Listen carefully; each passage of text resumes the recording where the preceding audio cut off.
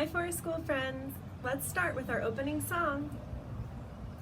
The earth is firm beneath my feet, the sun shines bright above, and here I stand so straight and tall, all things to learn and love. How are you feeling today? So, I wanted to talk about an animal that we actually get to see very often. Recently in one of the videos I mentioned how there are some wildlife that we really don't get to see very often, and so it's really fun to look for signs for them.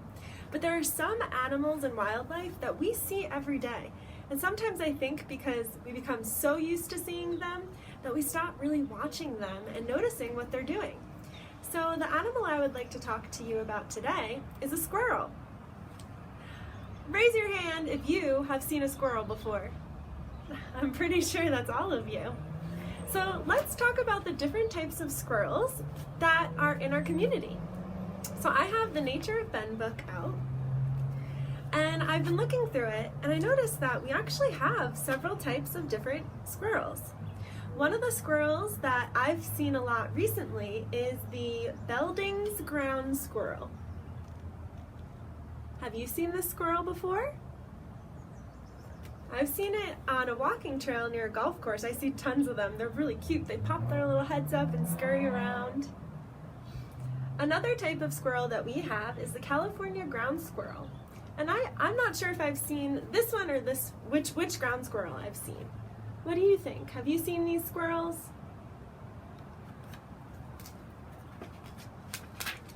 Okay. Another type of squirrel we have is a Douglas squirrel.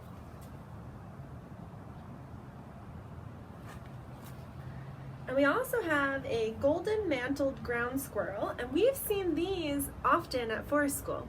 And we all noticed that the golden mantled ground squirrels look very similar to chipmunks, but there's one way to tell them apart. Do you remember how to tell them apart? I'll give you a hint. Look at the ground squirrel's face, and then think in your mind about a chipmunk's face. What do you think is different? The ground squirrel doesn't have any stripes on its face. Another squirrel that we have in Oregon that is actually nocturnal, so it only comes out at night, is the northern flying squirrel. I have never seen the flying squirrel before, but I would really like to. And another squirrel that is really common, and I see all the time in the trees from my balcony, and we've seen them at Forest School, and I'm sure you see them around your neighborhood and in your yard, is the western gray squirrel. And they're the squirrels with a really long bushy tail. So those are some of the squirrels that we have in our community and in our forests. But I wanted to also take a moment to read a little bit about squirrels and get to learn more about them. So I have the Nature Anatomy book. And let's read a little bit about these tree squirrels. These squirrels are one of the very few animals that can descend a tree head first. Imagine climbing down a tree head first. Do you think humans could do that? Let's read about the northern flying squirrel. Not true flyers, these nocturnal squirrels glide downward between trees, gaining lift from flaps of skin on their sides. Most flights are 30 feet or less, but some flying squirrels have been observed gliding nearly 300 feet. So it looks like this is all the skin that helps them to glide through the air in between trees. Another thing I wanted to share with you is many of you know what a rock chuck is. We see them all over the place. I think they're really funny. They're chubby. They like to run out of all the rocks. And we actually have one living very close to us, so I like to watch it scurry along the yard. But a yellow-bellied marmot, or more commonly known as a rock chuck, rather than dig burrows, marmots live in rocky piles in mountainous areas. And another animal we could talk about is the black-tailed prairie dog. And I've never seen them in Bend, but I have seen them in other places. These extremely social animals live in elaborate underground towns that may house several hundred individuals divided into small family groups. And that is the prairie dog.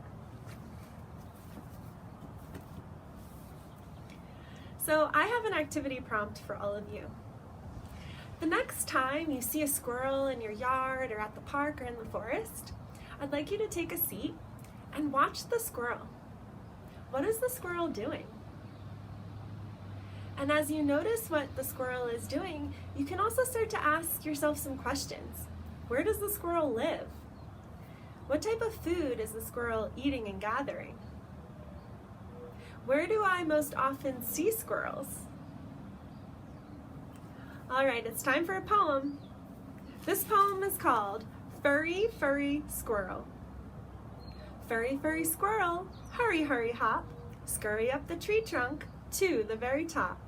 When you reach the branches, hurry, turn around. Furry, furry squirrel, scurry to the ground. I have another poem. This is called The Squirrel. Whiskey, frisky, hippity hop, up he goes to the treetop. Whirly, twirly, round and round, down he scampers to the ground. Furly, curly, what a tail!